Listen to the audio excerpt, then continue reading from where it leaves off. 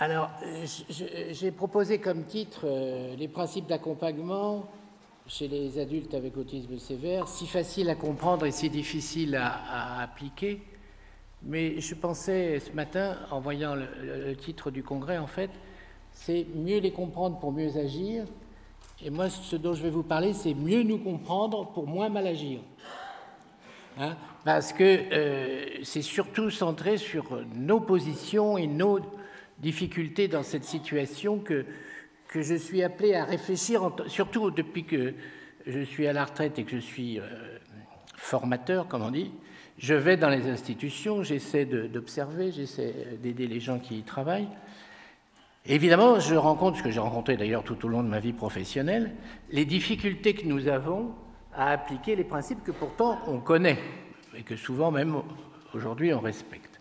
Alors je ne vais pas vous énumérer les techniques ni comparer les méthodes, bien que je pense profondément qu'on a besoin de les connaître et de les utiliser, mais je vais plutôt réfléchir devant ce phénomène où je rencontre des équipes qui savent quoi faire et qui comprennent à ce moment-là la manière d'être des personnes autistes qu'elles ont en charge.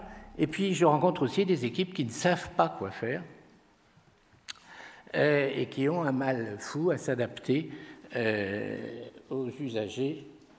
Alors, je suis où? Là, peut-être? Non, c'est toujours pas là.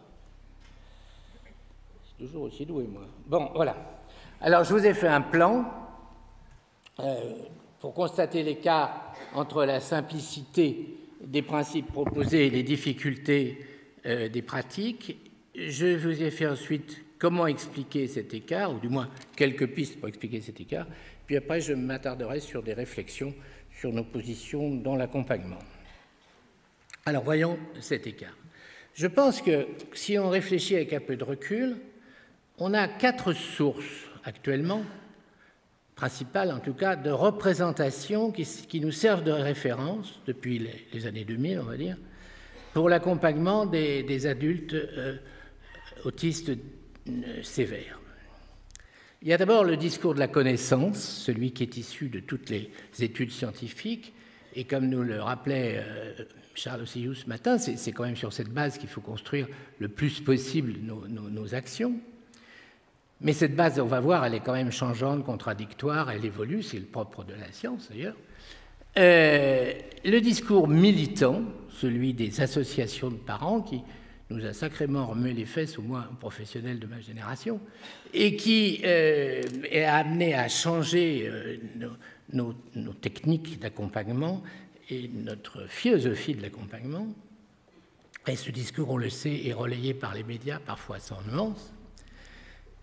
Le discours du vécu, c'est-à-dire celui des témoignages des personnes qui ont des mécanismes autistiques diagnostiqués, reconnus par eux-mêmes, et qui sont capables de les expliciter parce qu'ils sont sans déficit intellectuel. Et puis, ce que j'appellerais le discours de la perfection, qui est celui que publient les agences qui nous gouvernent, ANESM et HAS. Ça y est, j'ai trouvé le bon bouton, je fais des progrès. Alors, de ces 4 sources naissent les représentations contemporaines, du moins les majoritaires, je sais bien qu'elles sont discutées, mais là on parle des représentations majoritaires. D'une part, les représentations des modalités de fonctionnement psychique des personnes du TSA, et puis des représentations du contenu du soin et de notre accompagnement, de notre travail d'accompagnement. Alors, les AS. Alors, j'ai trouvé très amusant qu'on ait fait les adultes autistes sévères parce que ça fait les AS. Hein, et ben, je vais vous parler des AS. Les AS qui nous mettent quelquefois bien en difficulté. Alors, on est sûr d'une chose, c'est ceux qui... Enfin, sûr d'une chose. Majoritairement, c'est ceux qui vivent dans nos établissements et qu'on classe aujourd'hui au niveau 3 du DSM-5. Et vous savez que le DSM-5, je vais vous faire un truc sur le DSM-5, mais ça a un gros intérêt, c'est que ça a changé de philosophie de classement. On est passé, en gardant des catégories, mais enfin, on est passé en gros d'un classement par catégorie de troubles à un classement de dimension de troubles d'intensité, et il a le gros intérêt de distinguer 3 niveaux, et le niveau le plus léger, on va dire, qui nécessite un soutien seulement, le niveau 2 qui nécessite un soutien, je ne sais plus l'adjectif, peut-être que Marielle sait, soutien plus, enfin bon, et puis le niveau 3 qui nécessite un soutien très substantiel. Alors là c'est vraiment, le colloque est basé sur ce type de population. Alors, les définitions officielles sont simples, oui, mais elles sont quand même un tantinet paradoxales. Parce que actuellement, si on réfléchit bien actuellement sur la représentation dominante des personnes DSA, on nous dit elles sont toutes semblables entre elles par leur fonctionnement autistique. Ce sont des conduites, soit des conduites visibles décrites par les classifications, soit en dessous de ces conduites la psychopathologie invisible, mais qui est le mode de perception, le mode de percevoir, de ressentir, de s'exprimer, le mode de fonctionner psychiquement de ces personnes. Mais elles sont aussi toutes différentes. Et ça, je trouve, c'est toujours une difficulté pour vous, parce que vous me dites, ils ont des traits autistiques, mais on ne sait pas, parce que effectivement, les pensées, au-delà de Dudule, qui est chez vous, là, qui se balance dans son coin et avec lequel vous n'avez pas d'idée pour une activité, et il faut les remettre dans un ensemble. Et donc, on suppose en tout cas que leur fonctionnement est tous le même mécanisme de fonctionnement, mais elles sont toutes différentes par leur âge, par leur niveau de développement, par les pathologies associées, par le contexte familial et social et par le parcours de vie personnelle et institutionnel, parce que ça dépend aussi beaucoup des institutions dans lesquelles ils sont passés. Autrement dit, c'est une population extrêmement hétéroclite. Bon. Alors, à partir de ces représentations, on a des recommandations officielles qui sont claires comme de l'eau de roche. Elles sont simples et claires. C'est une carte et il s'agit d'évaluer les limites et les potentialités de chacun. Il s'agit d'orienter nos objectifs en accord avec les familles. Il s'agit de coordonner les parcours d'intervention et il s'agit de préciser les moyens pour les atteindre. C'est vraiment... Je me demande pourquoi on a des difficultés, parce que c'est vraiment très simple. Et alors, officiellement, comme on n'a pas tellement d'expérience, on dit on applique les principes qu'on fait aux enfants, aux adultes. Alors, on attend que Dominique Fiard nous sorte les recommandations de suivi chez l'adulte, mais je doute que ça soit la révolution conceptuelle. On va remettre au niveau des adultes les mêmes principes que ceux des enfants, ce qui est actuellement bon. Alors, à partir de cette clarté officielle, raisonnable, utile, nécessaire, je ne suis pas critique fondamentale, je nuance, mais je suis majoritairement consensuel, je sais bien qu'il y a des discussions, mais enfin majoritairement consensuel, et puis le brouillard quotidien, à la fois dans les familles et dans les institutions, pour savoir comment on accompagne ces personnes, il y a un sacré écart.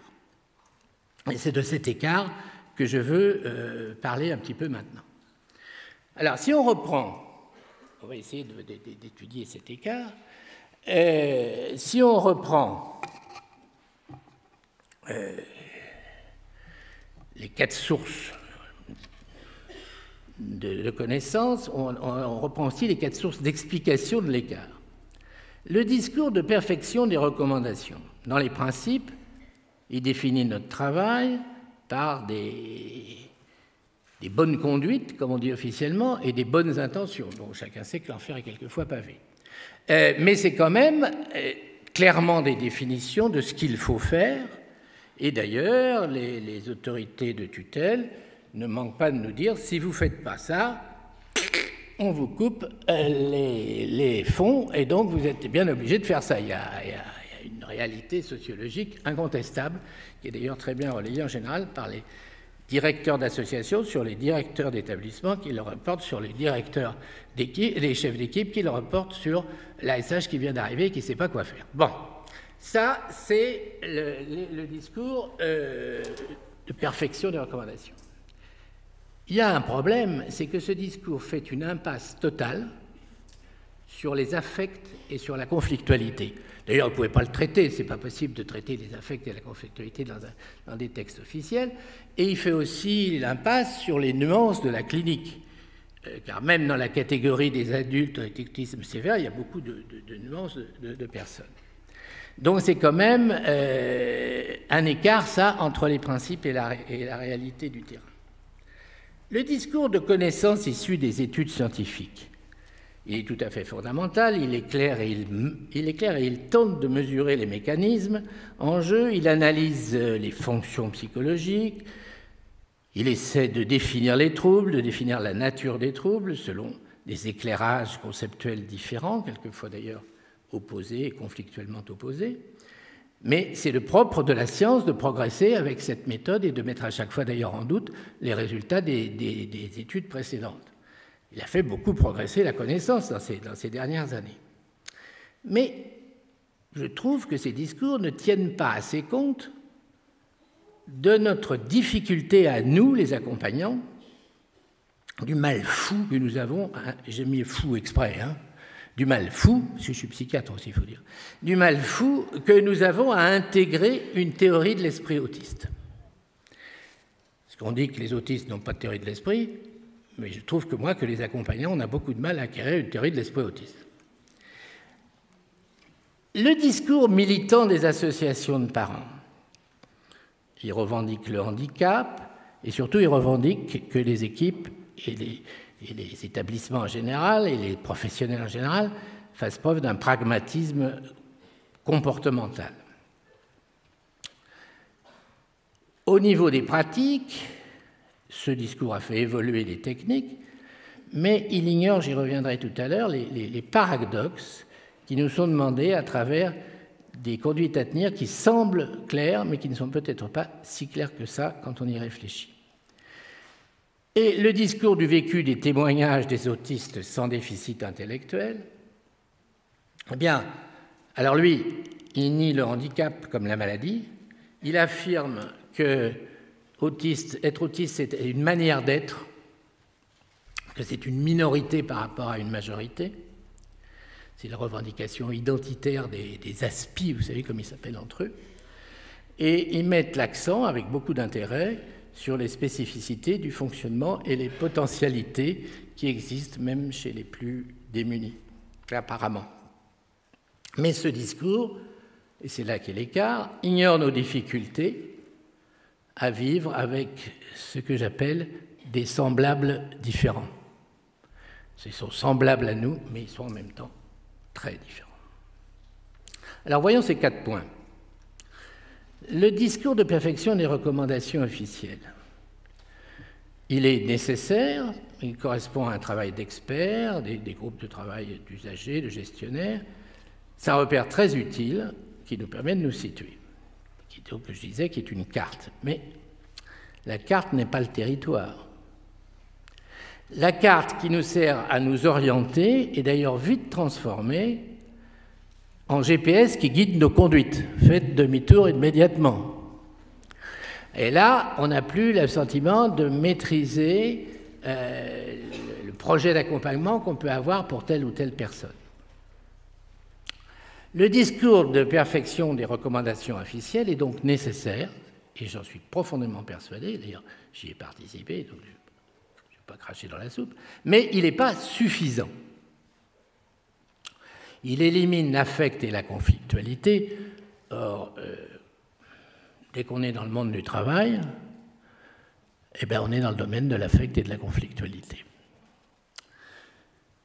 Par ailleurs, il dit s'appuyer pratiquement uniquement sur la médecine des preuves, mais on est, nous aussi, en santé mentale, dans une espèce de médecine des valeurs, du partage des croyances. Et la seule recommandation qui pense à nous, c'est la recommandation de l'ANESM qui dit qu'il faut accompagner les professionnels dans leur démarche de bientraitance.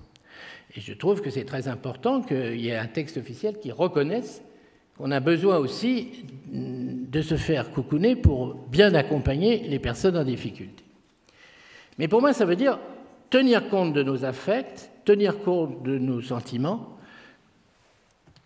tenir compte aussi d'une conflictualité qui n'est pas forcément celle du monde du travail, mais qui est une conflictualité interne entre notre idéal, en général sous-tendu par des fantasmes mégalomaniaques de réparation absolue, et la réalité, autrement dit, entre notre surmoi et notre moi professionnel. Excusez-moi d'employer des mots grossiers, mais on a peut-être encore droit à employer des concepts issus de psychodynamique.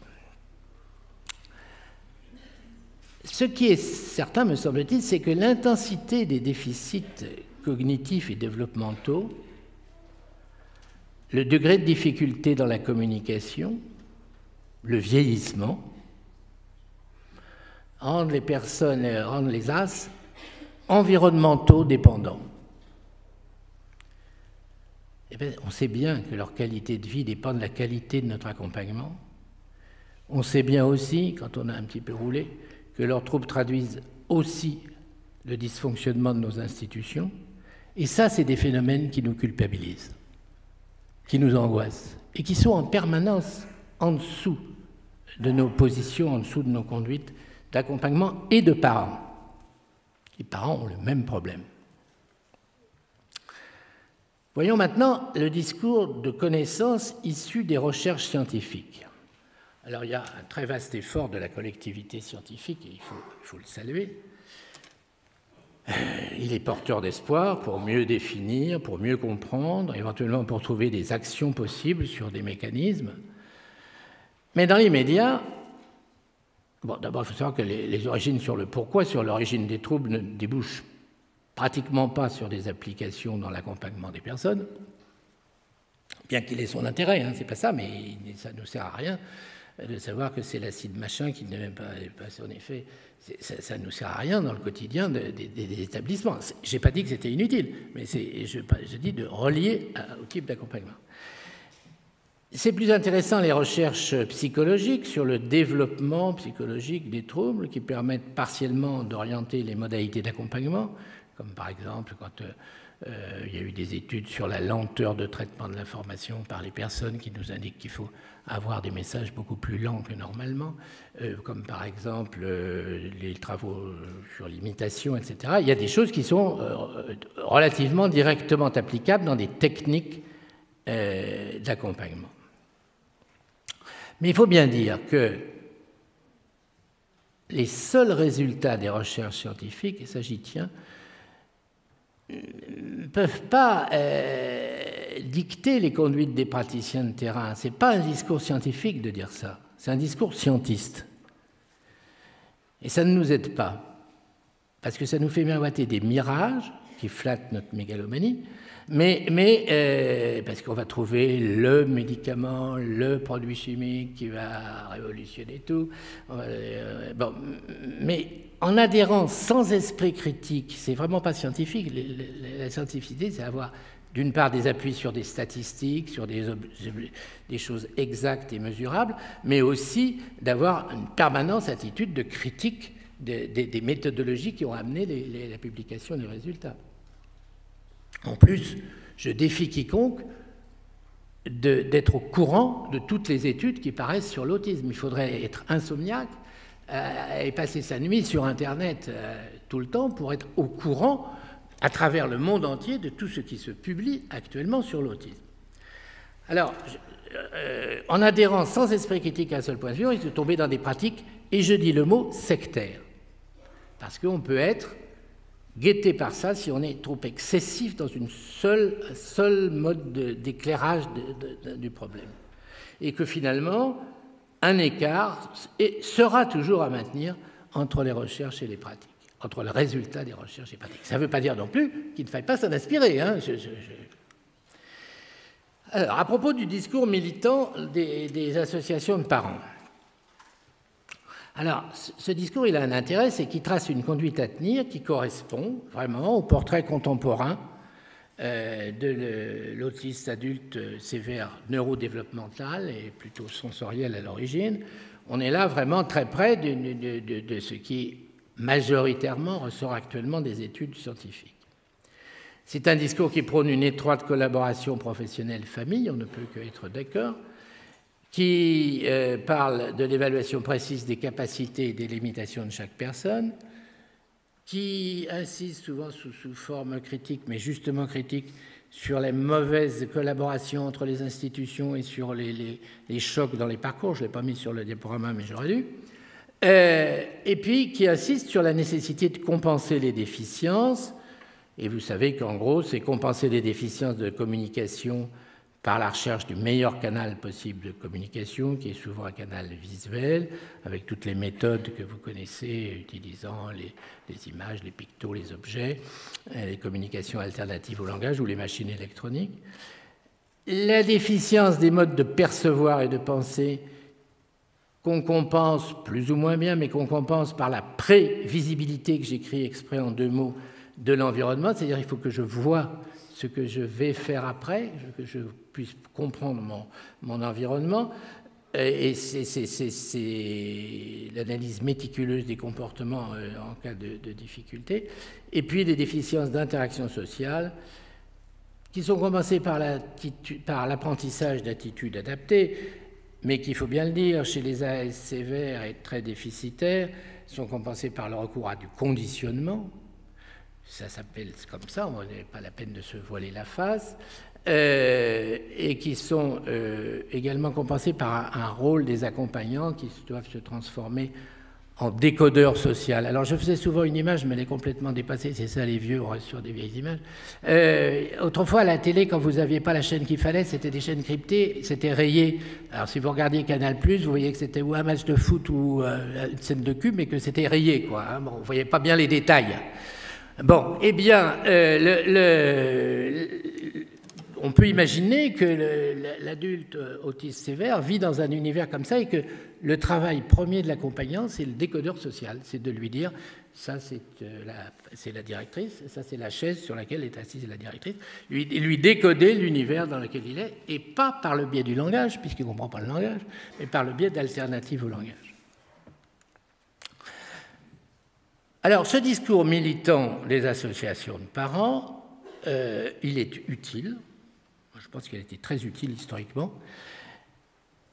Il est exigeant, quand même, il est des fois un peu beaucoup exigeant, mais il n'insiste pas sur les paradoxes. Parce que ce qu'on nous demande finalement, c'est d'agir sur l'environnement externe pour obtenir un apaisement interne.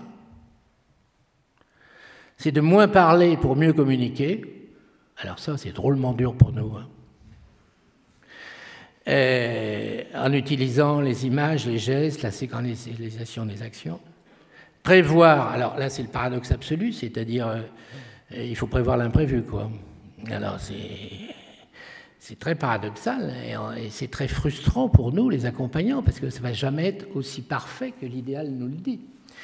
Et puis, c'est protocoliser les relations de manière très paradoxale aussi, puisque pour obtenir du jeu et de la spontanéité dans les relations, il va falloir au contraire accentuer la protocolisation des accompagnants face à la ritualisation des personnes. On est là dans un mécanisme assez paradoxal. Et finalement, le paradoxe du paradoxe, c'est qu'il s'agit d'objectiver pour subjectiver. Et donc, on est là c'est peut-être ça qui rend les choses difficiles, même quand apparemment, on nous demande d'organiser nos institutions pour adultes autistes sévères comme on organise une classe d'école maternelle. On fait le jour, on fait une petite chanson pour débuter la journée, on fait des activités prévues et régulières. Bon, c'est ce qu'on nous demande, mais ça paraît très simple, et en fait, je crois que c'est assez paradoxal et plus compliqué que ça en a l'air. Pour le discours du vécu des témoignages TSA sans déficit intellectuel, moi je pense que c'est un moyen trop peu utilisé de comprendre ceux qui ne peuvent pas s'exprimer. Alors évidemment, c'est sur la base d'une hypothèse qui, à ma connaissance, n'est pas scientifiquement prouvée, que ces personnes que nous avons dans les institutions, ces AS qui sont chez nous, ces Caredas, eh bien, ils fonctionnent comme Joseph Chovanec. Hein? Vous avez un peu de mal à imaginer que votre enfant ou ce pensionnaire qui a maintenant 30 ans ou 40 ans, qui passe sa vie à errer dans les couloirs, qui ne parle pas, qui est très ritualisé, eh bien peut-être il fonctionne sur les mêmes mécanismes que Joseph Schoeneck, mais en n'ayant pas les mêmes moyens intellectuels. Alors, il me semble que quand on regarde un peu, parce qu'il y a beaucoup de publications, mais que les professionnels ne lisent pas toujours, les témoignages actuels, parce qu'il y a eu des périodes où les témoignages étaient orientés, c'était témoignages des parents qui étaient orientés vers la revendication d'évolution des pratiques, mais les témoignages actuels insistent sur trois choses, me semble-t-il, convergent même sur trois points. Tous y disent la priorité des troubles de la perception et de la sensorialité. Tous. Tous y disent la priorité du fonctionnement logique et cognitif sur le psycho-affectif. Et ça, c'est exactement le contraire de nous. Là, je vais vous parler de moi. J'avais 8 ans et j'aimais beaucoup ma maîtresse, Madame Bess, elle s'appelait. Ah, c'était la plus belle, la plus formidable des maîtresses. Et je travaillais vraiment pour lui faire plaisir. D'ailleurs, j'avais remarqué que si je lui faisais plaisir, j'avais des bonnes notes, je ne sais pas pourquoi, et ça faisait plaisir à ma maman aussi. Je gagnais sur les 2 tableaux. Alors comme ça, j'avalais des trucs dont je me foutais éperdument, 1515 Marignan, la table des 4, mais je l'avalais parce que j'étais motivé par le psycho-affectif pour aller vers le logique, vers le cognitif. Eh bien, vous savez ce qu'ils font, les as? C'est vraiment des as. Ils font exactement le contraire. Ils passent par le logique, par le cognitif, pour éventuellement arriver à quelque chose d'affectif, et encore pas toujours. Et ça nous déboussole totalement. Ça nous déboussole dans l'accompagnement, parce que nous, comme on a vécu plus ou moins tous l'expérience que j'ai vécue moi personnellement avec Madame Bess, et à sa mémoire, je sais qu'on va penser, aidons-le, faisons de la relation pour lui faire quelque chose. C'est exactement le contraire qui nous demande, que leur fonctionnement nous demande. Et c'est là où c'est très difficile, parce que c'est le contraire de ce que spontanément on a envie de faire. Alors moi, je trouve que c'est important de s'appuyer sur ces témoignages, qui d'ailleurs recoupent souvent, d'ailleurs motivent quelquefois les recherches, et quelquefois, et assez souvent, se recoupent avec les recherches. Alors, le discours du vécu, ces témoignages nous disent que ces personnes sont nos semblables, c'est-à-dire que quand on lit les témoignages, c'est tout à fait frappant. Comme nous, ce sont des êtres humains avec les mêmes problématiques, la vie, la mort, l'amour, enfin, bon, les impôts, etc. Bon. Eh bien, ils n'ont pas la même façon que nous pour traiter ces problèmes. Ce sont des semblables différents. Ils doivent cependant vivre dans notre monde, et ça, c'est la différence à notre avantage, c'est que nous, on n'a pas à les vivre dans leur, mais eux, il faut qu'ils vivent dans l'autre. Nous avons à les aider à vivre parmi nous, je dis bien parmi nous et non pas comme nous, mais on a ce mal fou à intégrer une théorie de l'esprit autiste, en tout cas à l'intégrer sur le coup. On n'est pas des imbéciles, on a lu, on a suivi des formations, on sait bien qu'il faut... mais sur le coup, quand il a cassé justement, quand il a renversé l'assiette du voisin, c'est fini, on ne pense plus du tout à la théorie de l'esprit autiste, on réagit comme on a toujours réagi. Et parce que nos fonctionnements sont en opposition. Alors là, je vous sors ma diapo classique. Entre la pensée des personnes as, la pensée des accompagnants non as, nous on n'est pas des as, hein, ben, il y a un fossé, il y a une opposition. Et on peut d'ailleurs la détailler si on regarde le mode de pensée autiste tel qu'il ressort du portrait contemporain, une pensée qui intègre difficilement les codes sociaux, une pensée rigide qui est non associative, très peu interprétative, une pensée concrète, plutôt non métaphorique, une pensée contextuelle très liée au contexte.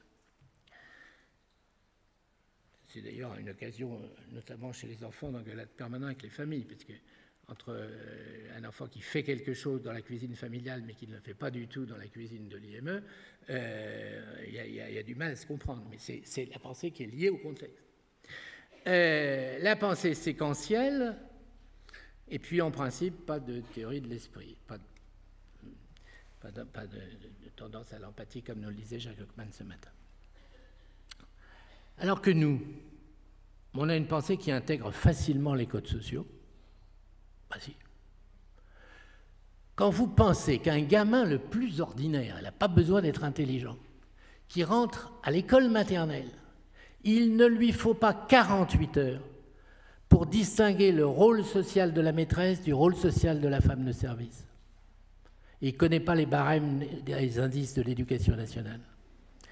Eh bien, il s'en rend compte tout de suite. Et il sait très bien que chez la maman de papa, on peut dire merde, alors que chez la maman de maman, on ne peut absolument pas le dire. Et d'ailleurs, il sait très bien en jouer pour mettre mal à l'aise ou papa ou maman selon les occasions. Donc, cette facilité à intégrer les codes sociaux, c'est exactement ce qui est absent dans la forme de pensée autiste et qui nous met souvent en difficulté parce que nous, ça nous paraît tellement évident qu'on n'y pense même pas à cette difficulté qui peut exister aussi chez les très bas niveaux. Chacun sait que nous avons tous une pensée souple, associative et interprétative, souple plus ou moins, mais en tout cas associative, oui. C'est la grande découverte de Freud, c'est que si vous pensez, vous enchaînez des pensées jusqu'à venir à un souvenir infantile. Et interprétative, nous sommes faits ainsi que nous ne voyons pas la réalité, mais nous l'interprétons continuellement. Et ça fait partie de notre forme normale de pensée. Et cette forme normale de pensée n'est pas du tout la forme de pensée autiste, telle qu'on nous l'a décrit aujourd'hui en tout cas. Et puis nous avons une pensée symbolique, métaphorique, qui joue des images et des abstractions. Nous avons une pensée, bon, bien sûr, sensible au contexte, mais qui peut se détacher du contexte. Et nous avons une pensée capable de logique, plus ou moins facilement, mais aussi capable d'association qui passe par-dessus la logique, somme toute. Et en principe, nous avons une assez grande facilité à imaginer ce que pense, ressent, enfin la position de l'autre par rapport à nous. Donc vous voyez que c'est cette opposition qui nous rend le travail difficile. Hein? Ce que je veux dire, c'est que cette opposition, elle est, et que c'est avec ça qu'il faut travailler dans l'accompagnement, tout en donnant, on est bien d'accord, la priorité à tout ce que nous disent les recommandations, qui sont tout à fait pertinentes. Alors, maintenant, la dernière partie, je suis où là? J'ai combien de temps? Encore un quart d'heure? Ah oui, elle est très grande. On va accélérer dans la troisième, mais bon, bref. J'avais fait 6 positions, mais je ne vais pas faire les 6 positions. Non, ce qui est sûr, c'est que l'accompagnant ne doit pas avoir la position du missionnaire. Hein? Il doit avoir une position beaucoup plus adaptée. Bien, alors, la position institutionnelle. Alors, les As vivent dans nos établissements. Et vous savez bien que ça veut dire que l'atmosphère, l'ambiance, le style de l'équipe, c'est l'élément le plus important de leur vie. Je ne vous parle pas de théorie institutionnelle, psychothérapie, etc. Je vous parle d'une réalité. Hein. Je constate que si vous voulez faire quelque chose avec une personne autiste adulte déficitaire, vous allez vous appuyer sur les techniques que vous allez avoir appris sur des stages, vous allez vous appuyer sur l'envie de les rendre plus autonomes, de leur faire des apprentissages, mais rien ne marchera si c'est le bordel dans l'institution. Rien ne marchera. La priorité à l'ambiance institutionnelle est capitale. Elle est souvent liée au style de la direction et même au style de personnalité des éléments responsables du management et de leur façon de supporter l'angoisse. Mais elle est aussi liée aux tensions du monde du travail. Elle est liée au rapport avec l'employeur, etc. Ben oui. Alors, vous savez bien que cette ambiance institutionnelle peut être aussi infiltrée des mécanismes autistiques. Et vous savez aussi qu'elle peut être utilisée pour limiter les effets de ces mécanismes. Parfois, l'organisation du travail est orientée pour l'adaptation des procédures au mode de perception de la pensée autiste, et dans ce cas-là, ça va plutôt bien. Et parfois, il y a divorce entre l'organisation du travail et le mode de fonctionnement des AS, et comme par hasard, c'est là où les difficultés s'accumulent. Alors, l'indispensable cohérence de l'équipe, c'est un peu, ça me fait penser à la chanson de Brel sur l'inaccessible étoile. Vraiment, il faut tenter, c'est comme l'horizon, il faut tenter de se rapprocher de ça, mais se rapprocher sur l'attitude de compréhension permanente, sur l'acceptation du style, sur la protocolisation de la rencontre. Et ce qui est vraiment très difficile, et plus ils sont déficitaires, plus c'est difficile, c'est de contrôler les attitudes spontanées que nous avons. Et dans le respect des procédures qu'on a décidées ensemble en réunion, on s'est engagé à les respecter, ça revient sur des réunions, bref. Et bien entendu, sur un partenariat réfléchi et garanti avec les familles. Moi, je crois que les équipes qui savent quoi faire, on sent que les acteurs, quelle que soit leur situation dans l'équipe, ils font passer la reconnaissance de la spécificité de la pensée autiste avant la reconnaissance de leur catégorie professionnelle. Et que dans ce jeu, on arrive à avoir des attitudes de cohérence institutionnelle réellement opératoires pour aider ces personnes. Mais que quand même, on est entraîné dans une incontournable conflictualité entre les pesanteurs du monde du travail et les pesanteurs du fonctionnement autistique. Et paradoxalement, cette conflictualité, eh bien, elle peut, évidemment, il faut être optimiste pour dire ça, mais elle peut être notre chance. Parce que les AS sont repliés sur eux, communiquent mal, et dans un sens, ils peuvent nous obliger, à cause de ça, à nous ouvrir à communiquer avec les autres. Les AS sont morcelés, démantelés, clivés. Eh bien, c'est une manière de nous obliger à nous réunir entre catégories professionnelles dans une même équipe, et au-delà de l'équipe même, à créer des réseaux qui vont permettre des trajectoires d'existence, c'est le terme que j'emploie moi, mais quel est le terme qu'on emploie maintenant, c'est un autre terme, mais bref, ça revient au même, les parcours, oui, c'est ça, et la cohérence des parcours. Alors,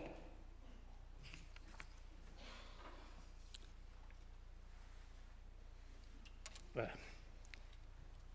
Deuxième point, la position personnelle. Alors ça, ceux qui m'ont déjà entendu, puisque celui-là, je le répète tellement que je finis par devenir gâteux. Avec les As, la première question à se poser, quand il y a rencontre entre professionnels et personnes autistes adultes déficitaires, quand il y a rencontre entre parents et As, rencontrer, quand il faut agir, quand il faut faire, la première question à se poser, c'est qui est le plus handicapé des deux. Que ça, c'est une attitude indispensable. Si vous avez une autre attitude, vous allez vers de la casse. Ça veut dire une humilité qui nous est imposée par l'état de nos ignorances et par nos difficultés à nous adapter à l'état de nos connaissances. Les personnes autistes adultes sévères sont des handicapés handicapants. Alors bien sûr qu'ils sont handicapés dans leur propre vie, incapables souvent d'autonomie, mais ce sont des as pour nous handicaper, nous, dans nos fonctions sociales et nous rendre incapables de tenir nos fonctions éducatives, enseignantes, soignantes, accompagnantes, etc. En plus, nous sommes atteints donc de cette maladie de l'interprétatite chronique. On ne peut pas s'empêcher d'interpréter. Et pourtant, ce n'est pas en leur prêtant, et non pas interprétant, en leur prêtant nos merveilleux mécanismes psychiques que nous les aiderons à mieux vivre dans notre monde. C'est plutôt en comprenant leur motivation comportementale, et leur mécanisme autistique, et puis en utilisant autant que possible leur façon de percevoir, de sentir, de penser, qu'on pourra les aider à mieux comprendre leur environnement. Et alors ça, c'est encore un sacré paradoxe qui nous guette, puisque beaucoup de nos difficultés proviennent de notre générosité à leur prêter nos mécanismes.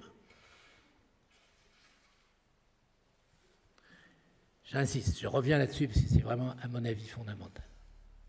C'est avec beaucoup de générosité qu'on le fait. Je ne vous parle pas des gens qui sont dans les institutions pour rien foutre, etc. Ça existe aussi, mais ce n'est pas le problème. On ne fait pas un tableau exhaustif. Je vous parle de gens qui veulent travailler et qui n'y arrivent pas parce que simplement ils sont trop généreux. Ils trouvent que leurs mécanismes sont tellement bien qu'il faut qu'ils soient mis à la disposition de cette personne qui, elle, ne fonctionne pas avec ces mécanismes-là.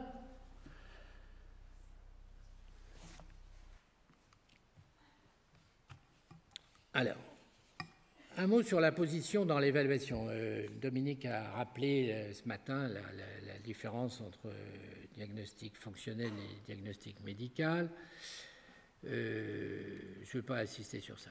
Ce qui se passe quand on est avec des As, c'est qu'évaluer, c'est démêler. Il faut qu'on démêle ce qui revient au mécanisme autistique, mais ce qui est à mettre sur le compte d'autre chose. Il arrive que les personnes autistes aient aussi des réactions à peu près normales. Ça, ils sont intéressés par ci, ils ne sont pas intéressés par ça. Quand ils grandissent, ils désinvestissent ce qu'ils ont appris dans l'enfance. C'est des mécanismes qui suivent les âges de la vie. Et puis ils arrivent, comme vous et moi, surtout comme moi, à vieillir. Et puis à se lever le matin, et vous savez qu'à passer 60 ans, si vous vous levez le matin sans avoir mal, c'est que vous êtes mort. Alors, ils ont mal, ils ont des rhumatismes, ils ont mal aux pieds, mal au dos, mal à l'estomac, mal aux dents, et ça se traduit par des comportements.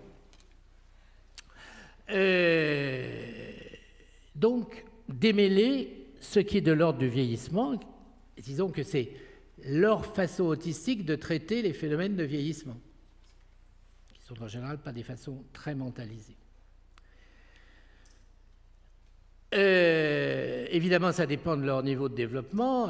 Même dans les As, dans nos institutions, il y a des développements intellectuels et affectifs différents, d'où la nécessité de les mesurer, et Dominique en parlait ce matin, enfin de les évaluer.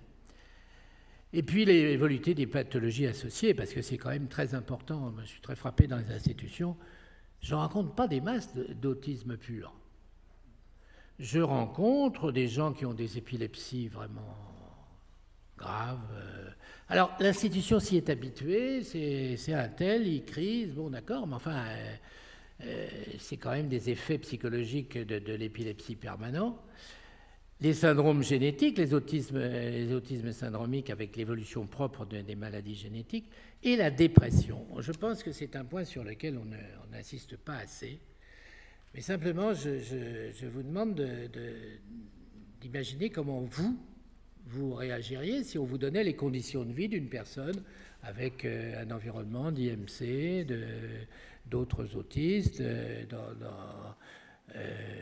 et les chiottes qui sont en panne et pas réparées depuis 8 jours. Alors, peut-être que vous pourriez avoir l'impression que ça ne va pas, quoi, hein, et vous déprimer, que vous n'êtes pas considéré. Et que, je pense que c'est amusant parce que quand on parle des médicaments dans l'autisme, on parle toujours des neuroleptiques, des machins, dont l'efficacité est d'ailleurs pas certaine. On parle très rarement des antidépresseurs. Je pense qu'on n'en parle pas assez chez l'adulte. Encore que je pense aussi qu'il faudrait faire une loi, alors pendant qu'on y est, obligeant à mettre la date d'arrêt de la prescription en même temps qu'on prescrit. Simplement, cette règle suffirait à faire bien des facilités. Et puis, il y a la question qui est plus compliquée à traiter, plus théorique, des troubles psychiatriques associés, que ce soit la bipolarité, les éventuels liens avec la psychose ou la schizophrénie, qui restent quelquefois à discuter à l'âge adulte. En tout cas, évaluer, c'est démêler, et ce n'est pas un travail facile entre tout ça. Quelques mots, et puis j'arrêterai là-dessus, alors, sur le projet individualisé.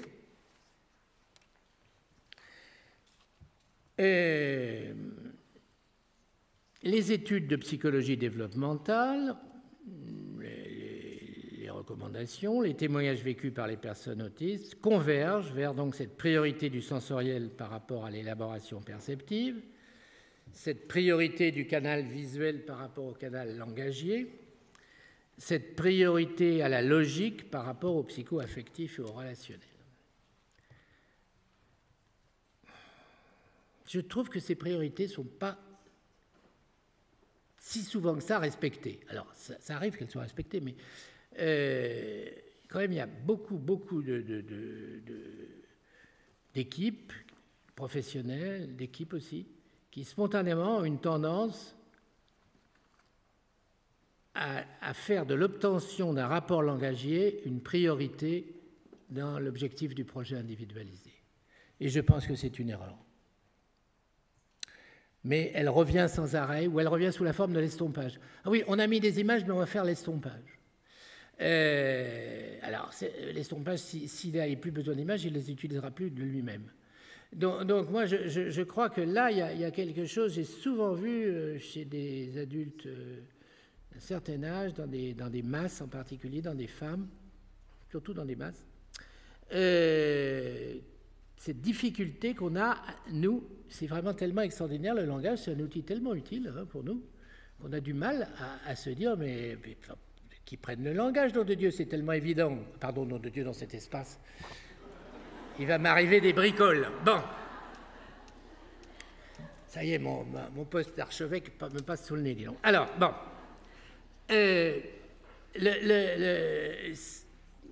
cette question-là, elle est...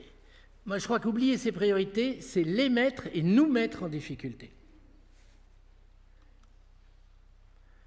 Ben, comme j'aime mes slogans, il ne faudrait pas en faire, mais je les aime quand même.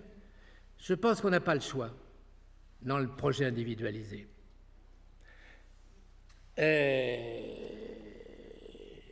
D'ailleurs, je pense que ce projet, il y a certains as. Est-ce qu'ils ont vraiment besoin d'un projet de vie ?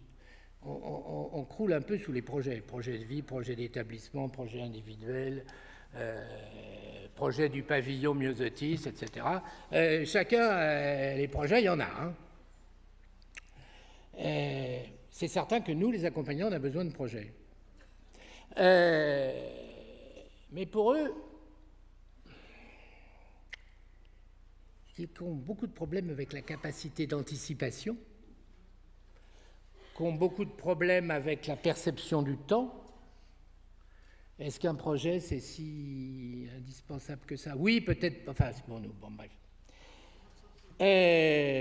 Non, mais on les vit un peu, les adultes autistes sévères, comme les lotophages, vous savez, cette île où Ulysse avait atterri, et où les gens mangeaient des feuilles de lotus et oubliaient le temps. Alors, on a peur qu'ils oublient le temps. Mais d'abord, c'est confondre, ce qu'ils oublient, c'est la durée. Enfin, ce qu'ils n'arrivent pas à percevoir, c'est la durée. Et puis, il y a leur phénomène mnésique quand même. Ils ont une façon de traiter le temps.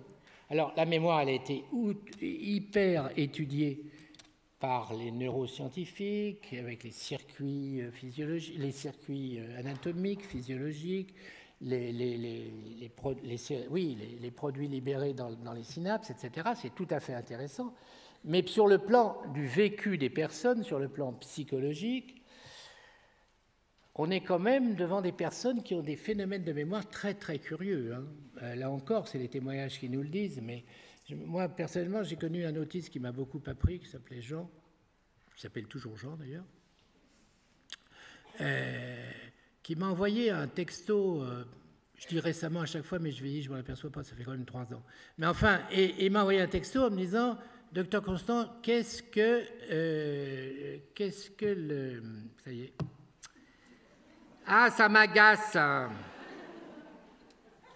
Justement, la perte de la mémoire, c'est quoi? Je cherche mon mot. Aidez-moi. L'amnésie. Merci.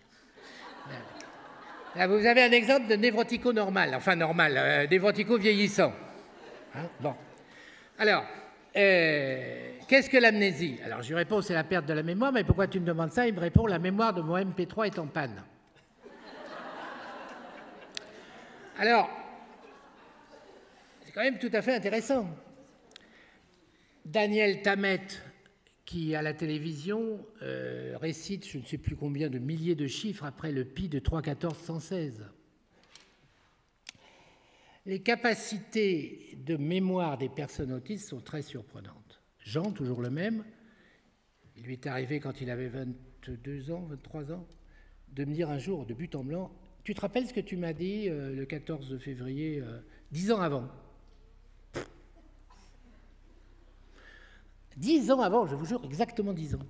J'ai dit non, pas du tout. Il dit, tu m'as parlé des planètes. On est allé voir dans les cahiers journaliers, hein. On a été chercher, on a parlé des planètes ce jour-là. Alors, c'est pas de la mémoire, ça, c'est quelque chose d'autre. C'est l'absence du refoulement, c'est une question de mécanisme, c'est l'absence de ce qui fait justement la mémoire. Pour qu'il y ait mémoire, il faut qu'il y ait d'abord oubli. Et moi, je dis, nous, on a des trous de mémoire, je vais imaginer en avoir à propos de l'aphasie, mais eux, ils ont des trous d'oubli. Les choses reviennent dans le présent sans avoir été mis dans la mémoire. Et je trouve que c'est une grande explication de certains troubles du comportement où probablement ils revivent avec une actualité dont on n'a pas idée, nous, dans nos fonctionnements, sans aucune recherche mnésique, mais dans l'immédiateté d'une actualité, des petites frustrations, des difficultés qu'ils ont eues dans leur enfance. Bon. Je finis sur plus l'AS est déficitaire, plus l'environnement doit s'adapter, plus l'AS est autiste et plus l'environnement doit être prévu, structuré, structurant. Alors je saute les choses très intéressantes que je vous disais. Ah non, quand même, je vais vous dire ça aussi. Ah, je ne peux pas tout sauter, excusez-moi. J'ai encore 5 minutes 3 minutes, allez. Bon. Dans le projet individualisé, ayez donc une position d'anthropologue plutôt que de missionnaire. Essayez de découvrir les mœurs, les usages du pays autiste, sachant que les indigènes vont être obligés de vivre dans notre monde civilisé et en cherchant à leur donner les moyens d'y vivre, en sachant aussi qu'ils garderont leur mécanisme autistique, leur manière nette, leur manière de traiter les informations venues de l'extérieur, leur manière de percevoir, de ressentir, de penser. Et pour obtenir cette position, il est nécessaire de personnaliser les procédés, de les hiérarchiser, de les prioriser, en cherchant, à mon avis, d'abord et avant tout à communiquer. Eh bien, je m'arrête là.